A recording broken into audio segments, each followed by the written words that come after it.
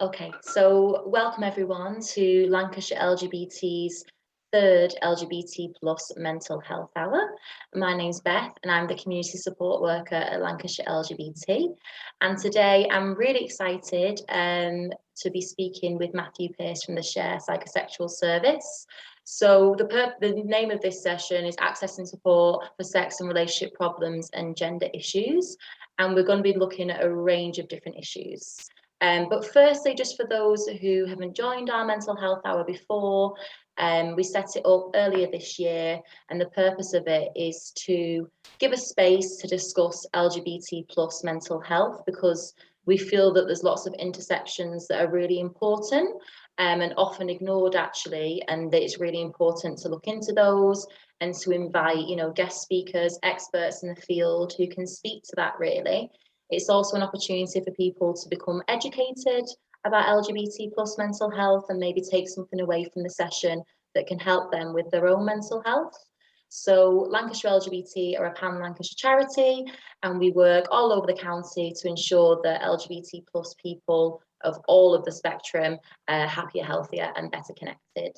And my role is to run the support service as a part of that, and also do things like this, the LGBT plus mental health hour. So without further ado, I'd really like to introduce Matthew. Oh, actually, firstly, let's introduce Mark for the evening, our BSL interpreter. And as you can see at the bottom, of course, we've also got some captions.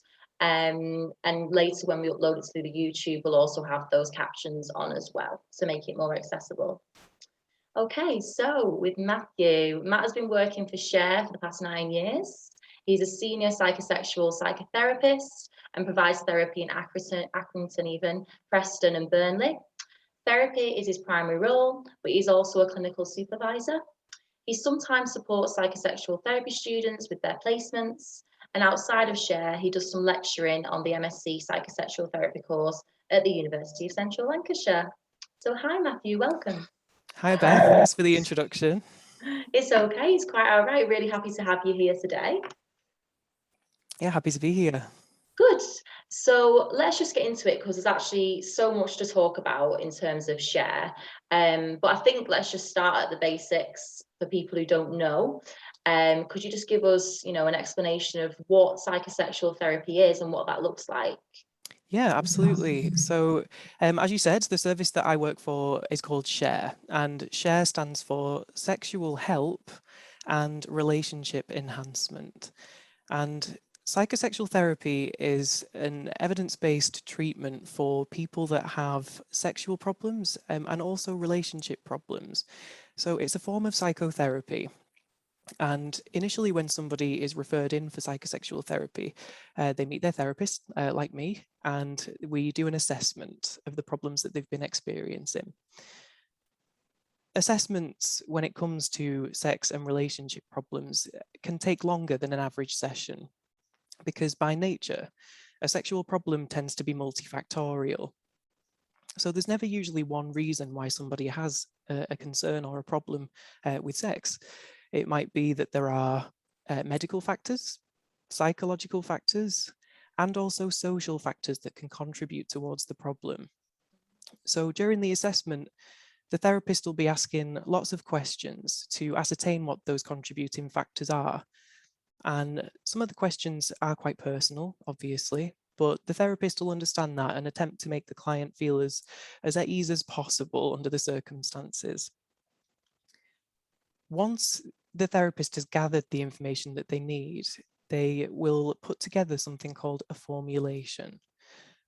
A formulation is a diagnosis and a collection of the factors that are contributing towards that problem. So it helps really to understand the issue that is being presented. And sometimes the therapist might share that formulation very openly with the client. Sometimes they may work a bit differently to that. Either way, the formulation will give the therapist an idea about what treatment options will benefit that particular person. They can let that person know what the treatment options are, and then they will decide what avenue they want to go down. So because some of the treatments might be more medical in nature, an integrative approach is often used in psychosexual therapy. So we might liaise with our medical colleagues, for example, GPs, if it's indicated to do some medical investigations like blood tests or physical examinations to support that assessment process and support the treatment process as well. Because if the client wishes to pursue a more medical treatment, we might be able to facilitate that by suggesting that to their GP, such as prescribing a medication or something like that. Yeah. But if therapy is indicated to proceed with, then the sessions feel a bit different to the assessment. Instead of gathering information, the therapist will perhaps provide some information back to the client, and maybe suggest that they do particular things between the sessions that might help them to achieve whatever their goal is in terms of therapy. So sometimes these exercises might be within the session themselves. So for example, if we work with a couple who are experiencing relationship problems, we might do very directive communication exercises with the couple in the session. But often there will also be some work to do outside of the sessions as well, like particular behavioral programs that are sort of constructed or co-constructed with the client to help them, achieve their aims.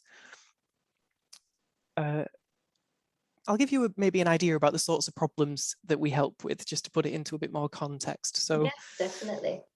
So we might help somebody who has some difficulties with engaging with sex at all. So somebody that might avoid sex, for example, and that's causing them some level of distress. We might help people who have issues with their desire in terms of sex. So either they used to have desire and they've experienced a gradual decline in it, or perhaps a complete loss where it seems to be absent. And of course, in the nature, in the context of a relationship, that can then cause problems if their partner hasn't actually experienced a loss in desire. Mm.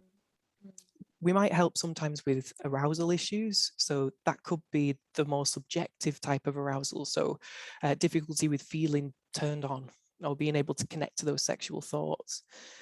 Or it might be the more physiological response to that, where, someone might, for example, have issues with their erections or have difficulties with vulval swelling and lubrication. Mm. We can also help with issues related to orgasm. So it could be, that could be on any one of a number of different problems. So for example, premature ejaculation, or it might be inhibited ejaculation where someone's struggling to ejaculate. It might be an orgasmic disorder where someone is either finding that orgasm is much more difficult to achieve than it used to be, or that they're actually struggling to achieve orgasm at all. Mm. We can help if someone is experiencing painful sex. So, any part of the sexual process is painful, particularly perhaps penetration. That might be a difficult or a challenge, and it would be our role to help with that also. Yeah. In addition to those sort of sexual response problems, we also see people who might perceive themselves to have a problematic relationship with sex. Right. So if they have compulsions when it comes to sex, or they perceive themselves in some way to be addicted to sex, and that can then cause them distress, that might also be a relevant referral to us, and we can help them to deconstruct and unpick that. Right. Uh, That's really interesting. Yeah, that's all really, really interesting. It must be such a varied role actually to sort of be a part of. I suppose we're quite interested in looking at those sorts of issues, but how do they, in your experience, relate to the LGBT plus community? well, actually, the kind of sexual response problems that I just mentioned, Mm, there's probably more similarities than differences between mm, somebody that might, describe themselves as heterosexual or describe themselves as homosexual or bisexual. Because actually, when it comes to sexual response, there's not sort of any particular therapeutic approach that is either indicated or contraindicated in the LGBTQ plus mm, community. yeah. However, we do also help if somebody does have issues related to their sexuality. or indeed their gender identity. That is a big part of what we do also. So, if that's somebody who may be struggling to come to terms with their sexuality or their gender identity, or they're wanting to explore their identity, either sexual or gender, you know, in depth, that could be something that we help them to do in therapy. Equally, we also help people with relationship problems. So that could be anyone, but in the context of somebody who is in the LGBTQ plus community, it could be that the relationship issues are completely unrelated to their sexuality or gender identity, and just be something to do with no quality time, or bad communication, or poor communication, or difficulties with conflict resolution, things like that. But sometimes the issues are more specifically related to sexuality or gender identity, and that can be something that we can help them to explore. So what does that look like when it is related to their sexuality and or gender identity? I mean, that can manifest in a number of different ways, really, depending on the uniqueness of the dyad that we're seeing, and the people that are in that relationship. Well, I mean, do you want me to sort of go specifically into the sorts of things within that we might? Yeah, for sure. That would be really, really great. Thank you. Okay, so let's if I start from sort of a sexuality perspective. If somebody has either difficulty with accepting themselves, or has been persecuted for their sexuality or their gender identity, that might manifest itself into problems with self-esteem, and it might also inhibit them from fully expressing their sexuality or their gender identity. And within the context of a relationship, that can become problematic if actually they don't feel comfortable enough to to be themselves, to be authentic, and to really to express themselves in that way. Okay. And in terms of sort of specifics around, for example, people who are trans, do you find that there's cases with like people pre-transition and post-transition, and maybe how that impacts on their sex life and relationships? Yeah, so well, I think it probably relates to both sexuality and gender identity, actually. If someone's in a relationship that's committed, and then it's only then that they start to actually recognize that they might have a different sexuality than perhaps they thought they did, or a different gender identity than they thought they did, and they're going through that journey and that process whilst they're in that relationship, their partner equally goes through a process of being able to really see the person for who they are, and also then, equally potentially having to think about if they're able to make those changes themselves to actually fit with that person the way that they thought they did. So pre-transition, that might look like really having an understanding about who their partner is either becoming, or wants to become. Well, they are, but there's a journey, later on, perhaps to get into where they want to be, and that might take on a very supportive role. So, they would, need to understand how they could best support their partner through that. But then also, think about what transition they might need to go through, if any, alongside their partner. And post-transition, so if, say, a couple were in what they perceive to be I don't know, a heterosexual relationship, let's say, for example, and then one of those partners transitions gender, well, they have to then, maybe come to terms with perceiving themselves in a different relationship. Are they then in a homosexual relationship, and what does that look like? If they then become a same-sex couple, if that makes sense. I suppose there's a lot to navigate there, I imagine. Yeah, and sometimes the relationship doesn't make it, and it ends up ending, and and sometimes that's okay, but but sometimes it doesn't, and it survives it, and the relationship turns into something new and something else. You know, it's like a second relationship almost. Yeah, yeah, just sort of changes dynamic. Mm. Yeah, that's really interesting. Um, so yeah, I wondered if we could also maybe speak a bit to asexuality, because I think it's quite an interesting topic and often isn't really sort of actively discussed, particularly maybe in LGBTQ plus spaces as well as heteronormative spaces. So Yeah. yeah, I was just wondering what, you know, if you've had the experiences of that as a psychosexual therapist, and or you can also just explain to, you know, people who are watching, audience members, what asexuality even is, and what it can look like for people. So yeah, my understanding of asexuality is somebody that doesn't experience a sexual attraction to anybody else, really. You know, whether they're what, no matter what their sex is or their gender is. You know, um, other people who are asexual may define it slightly differently for themselves. You know, but I think, Mm, you know, based on that definition, I we do sometimes have referrals in because someone who's asexual doesn't necessarily not want a relationship. You know, mm, they might want all the other things that relationships bring to people. You know, that the companionship, the love, the mutual support, the um, fun. You know, yeah. uh, but without all of the sexual side of it.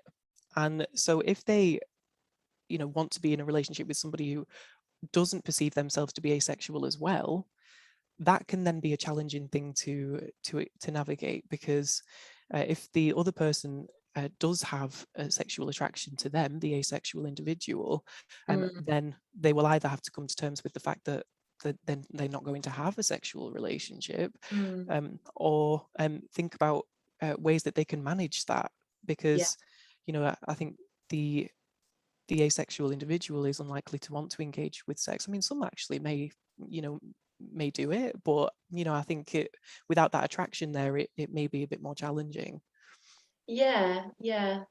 And is it also, you know, quite normative for people to go through, I suppose, bouts of asexuality, or would you not describe that as asexuality if it's just kind of in ebbs and flows of, like, I suppose, a person's libido? For me, I think that sexuality is fluid, Mm, and so if somebody identifies themselves as asexual at a particular time in their life, and that is what fits at that time of mm, their life, then that's what it is. You know, yeah.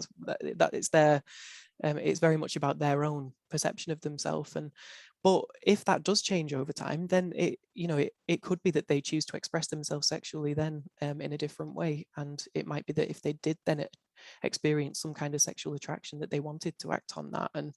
And yeah, I don't necessarily think that sexuality is a fixed concept. Mm, yeah. I also agree that it's very Yeah. fluid. Yeah. um, okay, no, that's really interesting. I suppose, like, keeping on sort of within the LGBT plus community, maybe we could speak a bit to the experiences of, like, non-binary people that you've sort of worked with. Yes, so we do get referrals in for individuals who are non-binary, and um, it's a slightly different approach when it comes to psychosexual therapy. I think for non-binary or for any gender identity referral, because you know, if we're helping someone with a specific sexual problem, the type of therapy can be quite directive. You know, we're suggesting interventions, we're suggesting exercises, you know, this, that, and the other to reach a particular goal. Whereas for gender, it's much more client-led.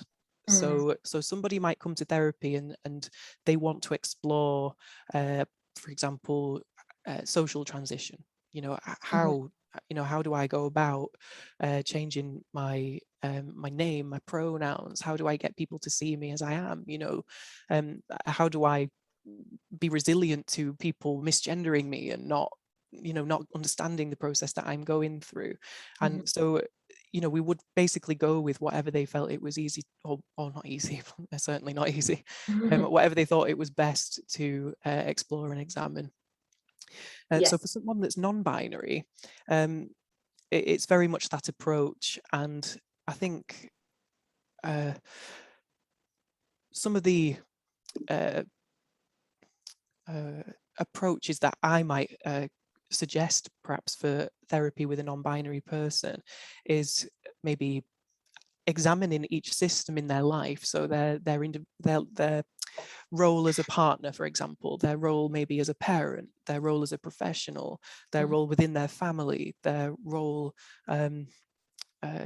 you know, in the wider community, or you know, in whatever I don't know, activity that they like doing, or you know, all those different aspects and facets of their life, and maybe considering how being non-binary impacts upon or does not impact upon that area of their life. And if it does impact upon it, you know, how can they are there any changes that they can make in order to make that more comfortable, or make that, you know, easier to be themselves in? Does that make sense? Yeah, definitely, definitely. I think it's sort of looking at those different circles that they run in, and navigating. So are you thinking in terms of like if they were changing their pronouns and how that would look like in those different circumstances, those different circles that they are involved in? Absolutely. And also building resilience to people getting it wrong as Yeah, well, because I think that actually will, it will happen. You know, I think yeah, until it's embedded and people really understand, and you know, it does, misgendering does happen, and I think it's extremely difficult for somebody to manage and to deal with that, because if it's happening on a daily basis, yeah, I think also sometimes someone who is non-binary, they feel like they might have to pick the battles with it, you know, like, do I yeah. have to correct a taxi driver? Is Mm, it that important to me? But actually a family member, yes, it's really mm, important to me that they see me and understand me, you know, as I am. yeah. um you know, so yeah, I think that does form a big part of it. And equally, actually, how to express themselves as a Mm, non-binary person, how to be more visible as a non-binary person, because I think that's quite difficult sometimes, you know, to help people to sort of understand that, you know, that's how they're presenting, and you know, it doesn't always mean looking androgynous, you know, it can no. mean something else to some people also. Yeah, I think that's a really important nuance that we all need to sort of collectively learn more about. I suppose that, you know, it's such a spectrum, and you can get very like femme presenting non-binary people, very mass presenting non-binary people, and very androgynous presenting non-binary people, but it's all still valid as a non-binary gender identity. Yeah. Okay, no, that's really interesting. I know you mentioned there about, you know, sort of helping non-binary people overcoming issues with being misgendered. I wonder if with Yeah. any of your other service users or patients who are from the LGBT plus community, you know, is that something else that you have to help them with like homophobia and transphobia that they experience in their lives?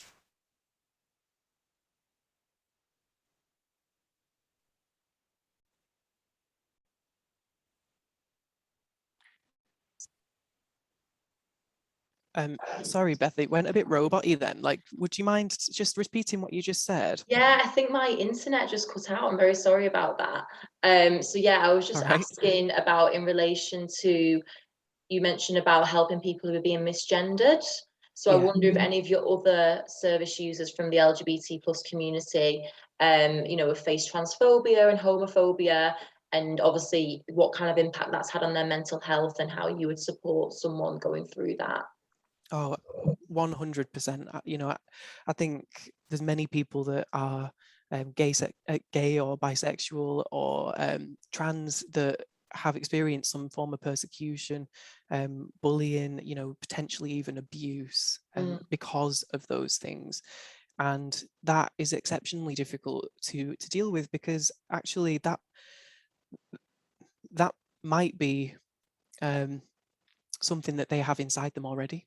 You know, they mm, might actually struggle to actually come to terms with their sexuality or their gender identity themselves, and there's somebody else then reinforcing that, you know, just puts people down more and more and more, and having to just battle, you know, through it, you know, just to be themselves. So, you know, that it can be, you know, a really difficult thing to deal with. And sometimes that might be about how, you know, supporting our clients with how they can stay safe, even, you know, yeah, depending on the level of abuse that they're suffering. And that might mean signposting to other services like the police, you know, the named LGBT LGBTQ officer in their district, you know, for example, and linking in with them and making sure that they can stay safe.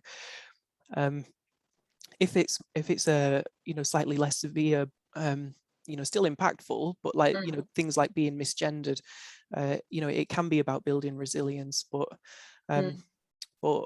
also, you know, I think working on self-love as well, you know, just to combat some of that hate that's coming at them, you know. Yeah, that's a really important part of building resilience, I guess, isn't it? And something that we should all take more care to do. Could you maybe give us a couple of examples of how you would sort of encourage your patients to, you know, pursue self-love and within themselves feel better? Yeah, sometimes it's about, you know, in session, you know, really reframing some of what they bring. So, you know, if you notice that actually a lot of what somebody is saying is very critical of themselves, you can help them to develop a more nurturing perception of themselves. Like, you know, there might be, you know, by sometimes challenging it in session, you know, actually you're not being kind to yourself, or sometimes maybe putting it in a different way. So, you know, wondering with somebody whether they would speak that way to their close friend or family member, you know, the same way that they speak to themselves inside, because often you might find that, you know, they'd be a lot more compassionate to somebody else and not necessarily themselves, and it's about developing that self-compassion. But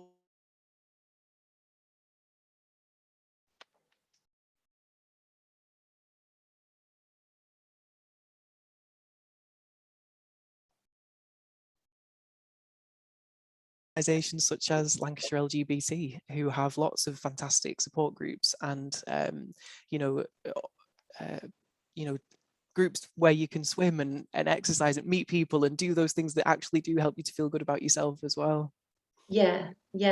I mean, we also, you know, we do the group. I run the lesbian, bi, and trans women and non-binary persons peer support group, for example, and that's been so successful. And I know that, you know, the people that have become a part of that have got something out of it and a sense of community, but in turn, that also does help with your sense of self-worth, because obviously you're surrounding yourself with people who have shared experiences to you, but also that are there to uplift you and support you. And yeah, I've just seen and experienced that firsthand in the group that I facilitate. But of course, you know, there's so many other examples as well. And that's why it is really important for like services across the county really to link in with one another, because we've all got different things to offer, like you say, collaboratively to help someone's mental health.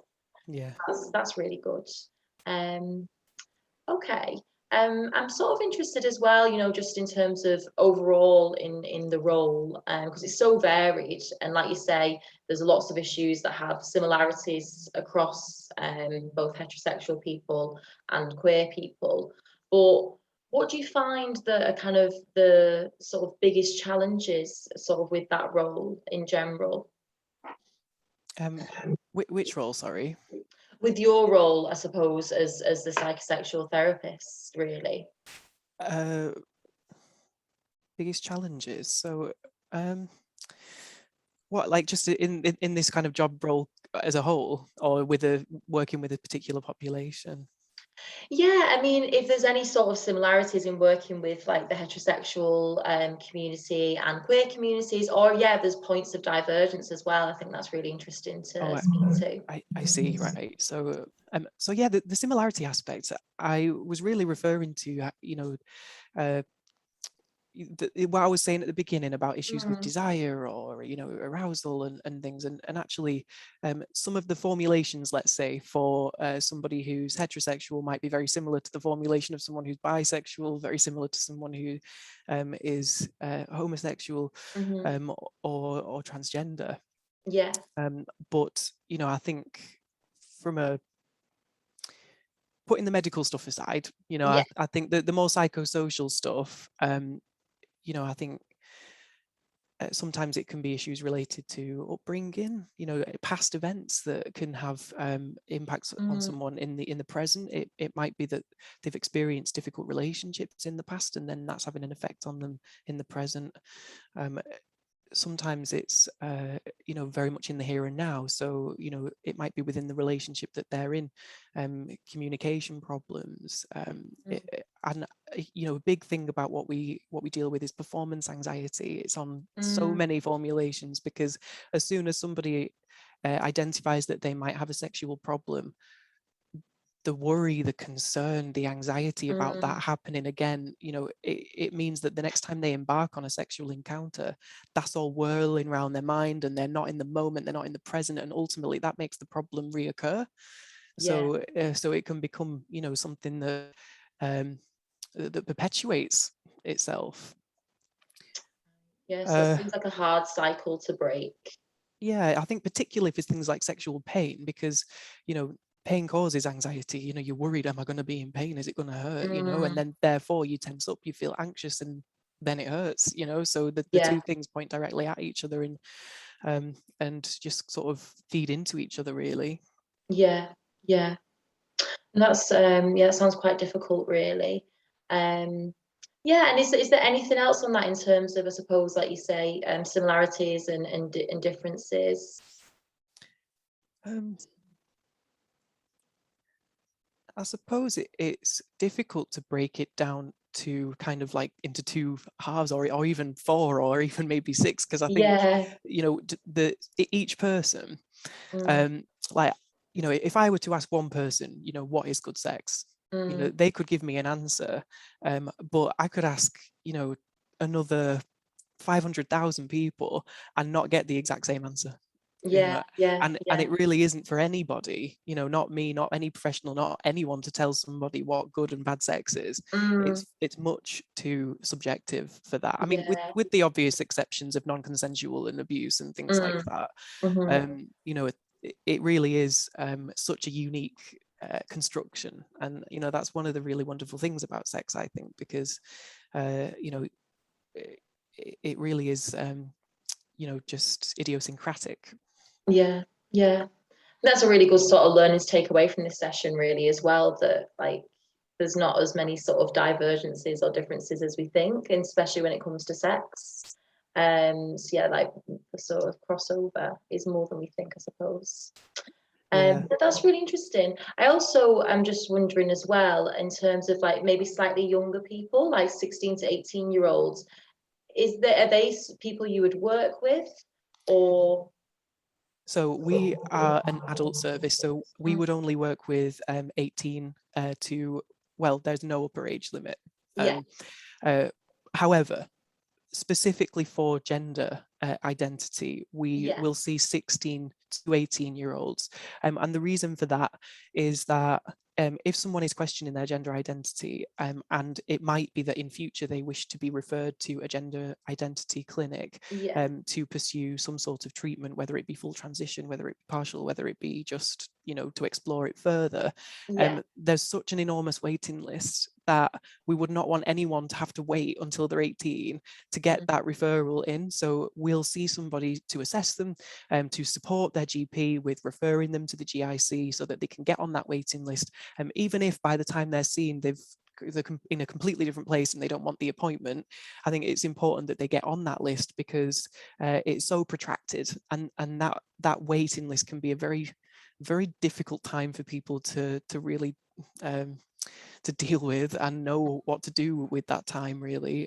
So yeah, for that reason, 16 to 18, we'd accept that referral, we'd do the assessment, and we'd do what we could to facilitate them in the right service at that time.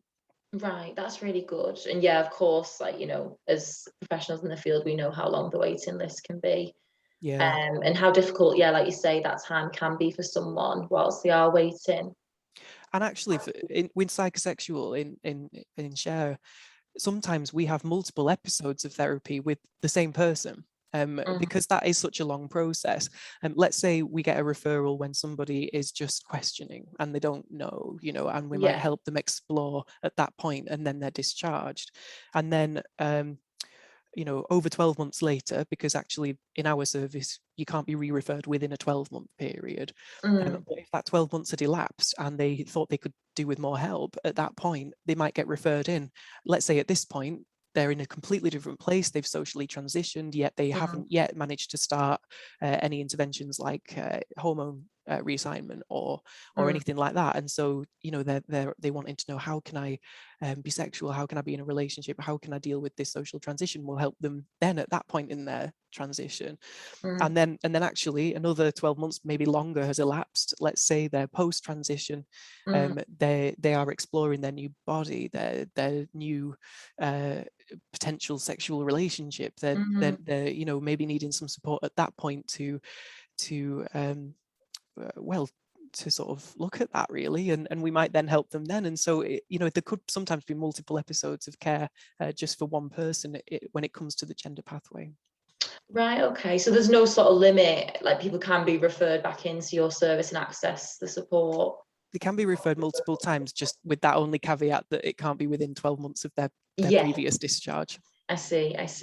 Yeah, because I suppose, of course, you know, when people are transitioning gender, or of course, you know, even coming out as a sexuality, like you say, it's almost like a different person in a way, and a different set of issues to deal with. So you can understand why some people might need to come into the service a couple of times. Yeah. Right, that's really interesting. Another thing that I wanted to ask about, hopefully you can speak to, is in relation to, you know, problems with body image. I don't know whether this is something that you come across with your patients and what that looks like. Oh, yeah, absolutely. I mean, who can honestly say that they're 100% happy with their body? You know, I think maybe culturally, I don't know whether that, you know, it is culturally, but I think we might tend towards the more critical of ourselves. And, you know, looking in a mirror naked, you might be more inclined to think about the things that you wish were bigger, smaller, more toned, rather than the things that you're thinking, actually, you know, that's pretty good. And, you know, when you're in a sexual situation, you are very vulnerable. You know, you might be nude, you might need to share that body with somebody if that's what you want to do. And if you've got any hang-ups, well, it can really affect, you know, your ability to relax, to be in the moment, to engage with it. And so if there were any body image issues on a formulation, it would be important that they were, you know, addressed as part of the problem. And I think, you know, particularly for somebody with gender dysphoria, if you know if they are so uncomfortable with their body that, you know, and it just doesn't feel like the right body, then actually, you know, how they might be able to be sexual despite that, you know, because actually, why should someone not be sexual? Why should somebody not masturbate? You know, just because, you know, they have that difficulty, and you know, many people do find a way through it and a way to engage with that body that causes them such distress, but it's not easy, you know. So I think sometimes that might be something that we could support somebody to do in therapy, and I do think that. A partner, if they're in a relationship, a partner that really understands that, and that can see past that body, you know, is often a very important factor as to how well somebody can engage. Yeah, that's really interesting. So do you find that it is a bit different for like someone who's single going through that compared to someone who's in like a relationship going through that? Yeah, I would say so. Yeah, I think a supportive partner is a real asset to that process. I think somebody who is single might find it much more difficult to engage with somebody sexually if they, you know, don't have the confidence to, to really be that vulnerable Yeah, with another person. it can be quite scary, I guess. And you know, maybe there's a bit of a risk attached to it, because if Yeah. that person that they end up with is critical or unsupportive or doesn't understand, you know, that might reinforce some of the things that somebody might be struggling with themselves already. Yeah, absolutely. Yeah, it's really important. The more vulnerable you are, depending on what type of identity you have, like that can, of course, pose quite big risks, really, I suppose, when it comes to sex. You know, it's a sort of dangerous world out there, I guess. And I suppose, is that something that you have to navigate with service users, obviously encouraging people if it feels right for them to be sexually active and explore that side of themselves, but also, you know, safeguarding and making sure that people are safe and not putting them, not being at risk.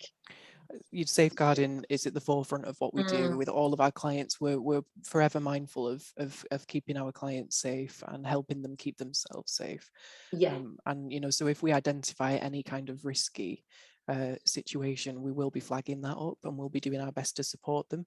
You know, being mindful of the fact that everyone with capacity has the right to make any decision, whether Mm-hmm. it be unwise or not, you know, when it Yeah. comes to their sex Yeah. life. But you know, just supporting them, you know, in a way that they would, you know, maybe require or wish to be supported, to stay as safe as possible. Yeah, absolutely. Absolutely. Okay, no, that was really interesting. I definitely wanted to ask that about body image. Um, I'm also interested, you know, obviously you dealing with gender and sexuality with patients, but is there like other things that are part of the therapy as well, like to do with like life aspirations and different aspects of what's going on with them? Yeah. You know, we're looking at the person, you know, in as more than just a, you know, a gender or a Mm, sex or a sexuality, and sometimes it'll factor into that. So you know, somebody might be motivated to go through this type of therapy because they want a child, yeah, or they want uh, something else, you know. So it's not necessarily just sort of very focused in on the actual sexual practice. It might be that there's another motivating factor that we can, you know, uh, uh, take into account really when tailoring a treatment plan for someone. yeah, yeah, definitely. And does that just kind of vary across the individual? Yeah, absolutely. Yeah, I mean, you know, it is a privilege really to do this job sometimes, and everybody is, you know, so unique, you know, and so actually it's always very varied, and you have to go into an assessment curiously and not make assumptions about, you know, how someone might react or respond to a particular situation. Mm, Even if it seems like really like, you know, strong, that is what you would assume that somebody, how somebody would react or respond to a situation, but it isn't always the case for everybody. no, absolutely. People, of course, surprise you, and we shouldn't make assumptions. As difficult as it might be sometimes not to. Yeah, absolutely, absolutely.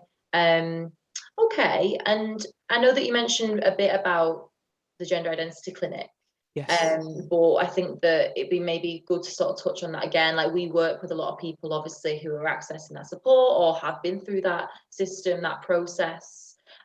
Just from like an advocacy standpoint, what does that look like for you, with your trans patients? So if someone has not yet been referred, Hmm. you know, the referral must come from the GP. We can't refer directly, but we will support the GP with Right. that referral, and we will, you know, perhaps recommend that that referral is made to the GP. If someone is on the waiting list already, then it would be very much dependent on what that person was going through at the time as to what, you know, we did to support them. But I know that there are also other agencies of support for people who are on the waiting list as well that we might Yeah. signpost to. Um, you know, if somebody is currently within the gender clinic, you know, it could be, again, it's a much different story Mhm. as to what our role might be. Um, I mean, naturally, we could help with sex, you know, and relationships if that was something that they needed help with at that point. But, you know, it might be that at that time there was enough, you know, going on, you know, with the different interventions that were already being in place that they might be managing already. Mm. Um, but you know, we wouldn't hesitate to contact gender clinics directly if we needed to liaise with the staff there. You know, if you know, or potentially empower the client to do that if they felt able to. Although I know at the moment, you know, because of COVID and how overrun you know, the gender clinics are, I appreciate that if you ring them, you're not always going to get a response at the moment. You know, I think they're encouraging a lot more contact by email and things like Yeah, that. they are. They are. Yeah. So, you know, I think that that's just what we're working with at the moment, unfortunately. That's kind of the same of what we're telling people as well. And I mean that obviously applies to all services, especially within the NHS, obviously because of the pandemic and how they've been affected by that. You know, I wonder whether it might be useful to maybe explain to people how they get referred to us if they Yeah, think that they might benefit. Um, go ahead. so we cover the whole of Lancashire and also Blackpool. So if somebody has a Lancashire postcode or a Blackpool postcode, they're eligible for our service. Anybody who might be watching this who isn't in Lancashire and who's out of those areas, if you were wondering, how to get referred to your local psychosexual service, or if you don't have a local psychosexual service, you can contact us, and we might be able to support you with that. But for anyone in that catchment area, our referrals mainly come from GPs. So you could go to GP and you could request a referral from them. If someone didn't want to speak to their GP for whatever reason, we can also accept referrals from sexual health services. So, for example, contraception and sexual health services, or GU medicine, and they can refer directly to us. Right. The other referrals we can accept are from secondary services that somebody has been referred to by their GP, like, for example, urology or gynecology or something like that. So in the north, we have a clinic in Lancaster. We have Waterview Health Centre. In Blackpool, we've got Whitegate Drive Health Centre. In the East Lancashire, which is where I'm a therapist, we have Burnley, St. Peter's Centre, and we have Accrington, the Acorn Centre, which is our service base. We also have a service in central Lancashire, which is in Preston, in a clinic called Talkwise, which is in Preston's city centre. In the west of Lancashire, we have Ashurst Health Centre in Skelmersdale. We also do video appointments, unsurprisingly, because of COVID. So yeah, that has actually meant that we've got a bit more flexibility as well, if somebody might struggle to get to the clinics at the times that we do the appointments. So that's good. Yeah. And to give you an idea about, the sort of breadth of the service, like, we currently have 232 live cases. And that's because we have 6 senior psychosexual therapists like me. We have 3 newly qualified psychosexual therapists, and we're also supporting 3 trainees at the moment who are doing the clinical part of their placement to become a qualified psychosexual therapist.